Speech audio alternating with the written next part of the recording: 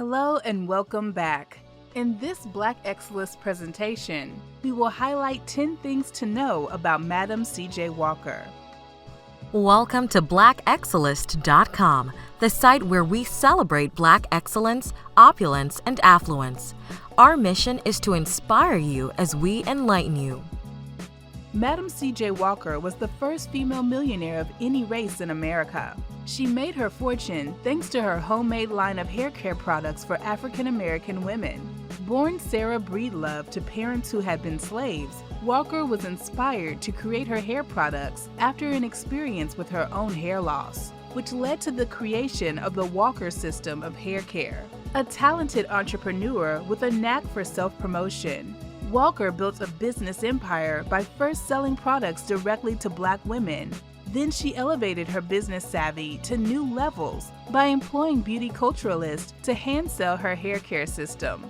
The self-made millionaire used her fortune as a political activist and social advocate while contributing to the NAACP, YMCA, institutions of higher learning, and other notable charities. In this original Black Excellist video, we will be featuring Madam C.J. Walker, the hair care millionaire. So without further ado, let's get started. 1. Madam C.J. Walker was born Sarah Breedlove on December 23, 1867 in Louisiana. Madam C.J. Walker was born Sarah Breedlove on December 23, 1867 on a farm in Delta, Louisiana. She was one of 6 children born to the family of Owen and Minerva Anderson Breedlove, former slaves who became sharecroppers after the Civil War. Sarah, their 5th child, was the first in her family to be born after the Emancipation Proclamation. When she lost both parents at the age of 7, Sarah Walker was orphaned and went on to live with her older sister Lavinia and her husband in Vicksburg, Mississippi. There, Sarah started working as a child as a domestic servant. She had only 3 months of formal education, which she learned during Sunday school literacy lessons at the church she attended. 2. Sarah Walker married a salesman in 1905, but would marry twice more. In a bid to escape her abusive brother-in-law, Sarah Walker married Moses McWilliams in 1881 when she was 14 years old. However, her husband Moses died about 6 years later in 1887. Hence, she became a single parent at the prime age of 20 to her 2-year-old daughter, Alilia. Sarah then moved to St. Louis, Missouri, where her elder brothers worked as barbers and worked there as a laundress and cook.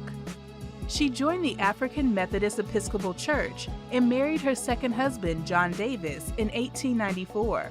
After the couple separated, Sarah moved to Denver, Colorado in 1905 and married Charles Joseph C.J. Walker, a salesman for the St. Louis Clarion, from whom she adopted her famous moniker, Madam C.J. Walker. 3. Sarah Walker became a sales agent for Annie Malone's system in 1904. Like many Black women of her time, Sarah struggled financially and wasn't able to properly care for hair. She suffered severe hair loss, dandruff, and scalp ailments as a result of poor diet, sickness, and infrequent hair washing during a time when most Americans lacked indoor plumbing, central heating, and electricity.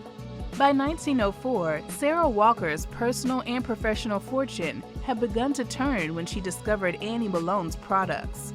Not only did she become a devoted consumer of the products, she was ultimately trained by Malone and later became a commission-selling agent for the Malone's wonderful hair grower product.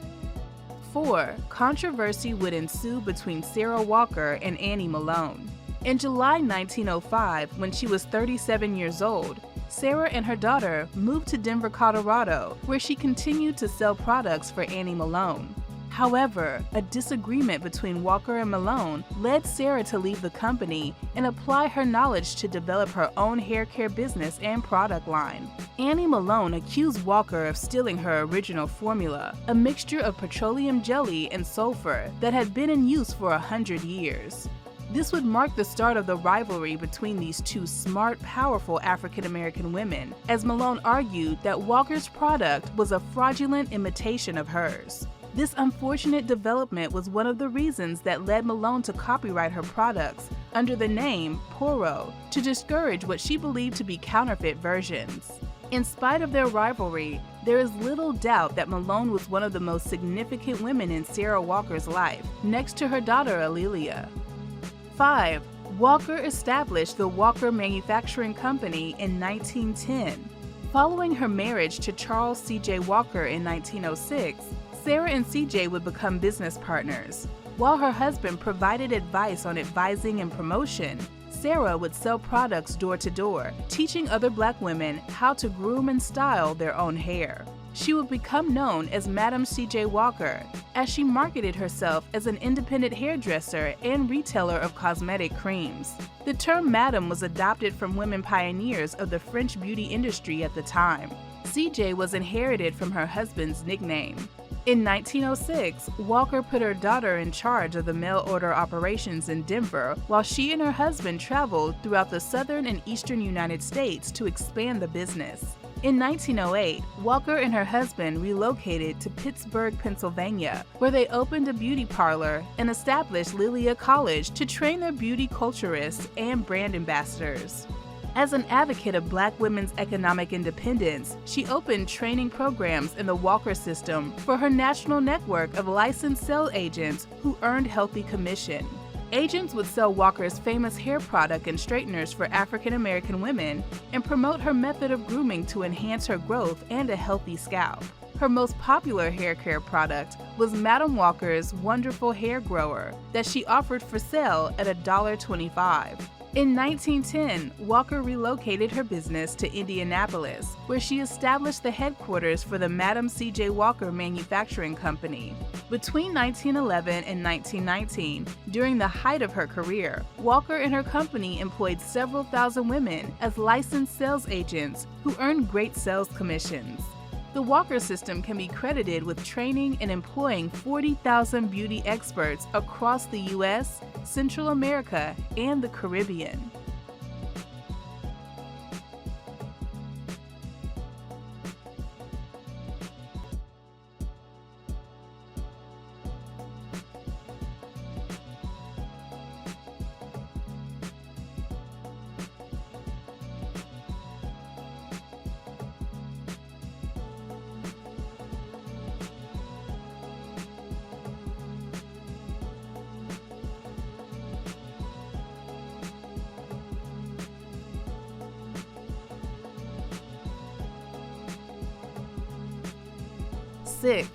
Walker is credited as the first ever American female millionaire.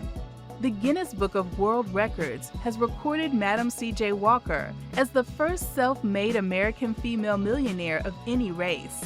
Her hair care business grew rapidly and accumulated sales worth over $600,000 in the final year of her life. This is equivalent to almost $9 million in today's purchasing power. Her properties included a mansion in Irvington, New York, named Villa Lewaro, as well as properties in Chicago, Harlem, Pittsburgh, and St. Louis. With the value of her real estate, jewelry, and other assets, Walker's net worth was well over $1 million when she passed away in 1919. 7. Walker was well known as a philanthropist and vocal activist. As Walker's wealth and notoriety increased, she became more vocal about her beliefs, views, and passions. Madam Walker established and funded philanthropies, which included educational scholarships and donations to homes for the elderly, YMCA, NAACP, National Conference on Lynching, and other organizations focused on improving the lives of African Americans. Walker helped raise funds and scholarships for Tuskegee Institute, Palmer Memorial Institute in North Carolina, Haynes Normal Industrial Institute in Georgia, and Mary McLeod Bethune's Daytona Education and Bethune-Cookman University in Daytona Beach, Florida. Walker became more involved in political matters after her move to New York.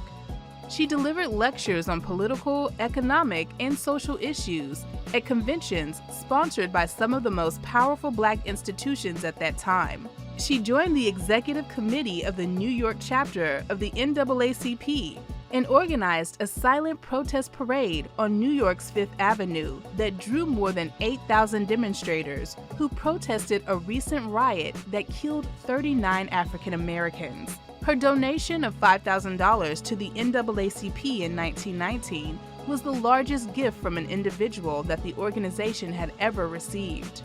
The business pioneer and hair care mogul revised her will to bequeath thousands of dollars to orphanages, educational institutions, and individuals. Moreover, her will directs 2/3 of future net profits of her estate to charity. 8. Walker's exquisite New York estate cost $4 million in today's dollar value.